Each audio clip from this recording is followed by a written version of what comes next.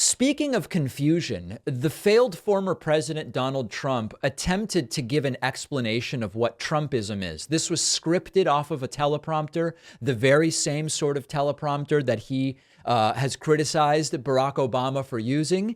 And yet Trump still mealy-mouthed and unable to really explain what Trumpism even is. Take a listen to this and particularly pay attention to whether this rings true as an explanation of Trumpism. Trumpism, or as some people call it, America First, is very, very simple. Is it? Low taxes and regulation. The most powerful military, tariffs and taxes on other countries who have taken advantage of the United States, and which will make the USA rich, debt-free again in very quick order.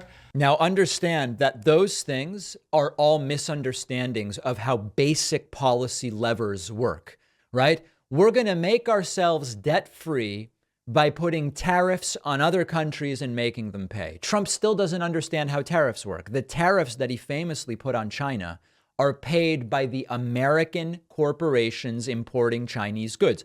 The long-term economic idea is, well, if you make the total cost of those Chinese products more expensive, the American companies will then be incentivized to find a source other than China. But it did not happen. And most importantly, Trump just doesn't understand how these policies work. And if countries want to take from the United States, they must pay for the privilege of taking.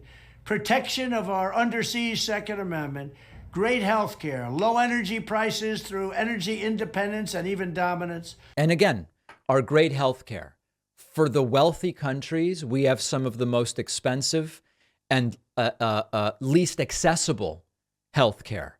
When it comes to energy independence, the metric Trump is using to determine that is still in play under Joe Biden. Every single one of these things is a lie or a misunderstanding. Parental power on school boards, life, strong borders, and so much more. We will make America great again. Thank you. There you go. So a very confusing explanation of what Trumpism actually is. During the same video declaration, Trump added that China is controlling Cuba. Zero chance that China would be opening military facilities in Cuba if I were president. It's very simple. If I were president, it wouldn't have happened. This is also a horrible development for Cuban Americans. No respect for Biden. China does whatever they want. They pay Biden and the family a lot of money, and because nobody can be this bad and nobody can be this weak. But very unfair to Cuban Americans because China's controlling Cuba. And once they control Cuba, you're not going to be able to go back. So you should never vote for a Democrat again. This is an extremely loose logic chain from Biden being president instead of Trump. So China sets up shop in Cuba. It almost certainly would have happened under Trump, number one. And number two, Trump clearly not understanding the dynamics of world respect. In fact, the country bottomed out in terms of global respect under Trump. By any serious metric, Gallup studies this, Pew studies it, and so do others. The respect for the office of the presidency has dramatically improved since Joe Biden replaced Donald Trump. Everything's backwards. And even a simple question like, what is Trumpism? Even when reading off of a teleprompter, Trump is unable to answer or explain in any coherent way. He can't even explain his own movement to his own followers off of a teleprompter, and he wants to be president again. Think about that.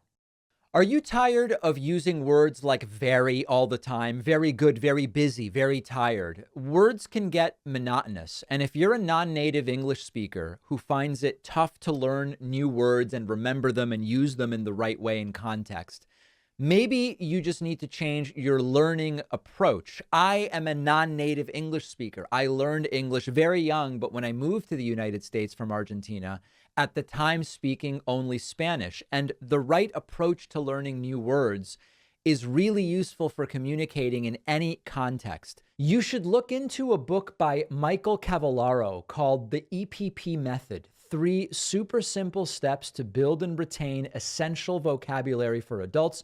They're sponsoring today's show, and you can find it at mpcauthor.com. This book will help you improve your English vocabulary tremendously, even potentially improve verbal scores on standardized tests. It's full of retention exercises, words arranged by themes, examples in context, antonyms, synonyms. My favorite chapter is called An Exploration of Death, which has words like lurid, martyred, macabre.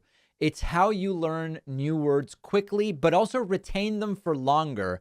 And the book is fantastic even if you are a native English speaker. Start growing your vocabulary by picking up a copy of the EPP method. Go to mpcauthor.com. The link is down below.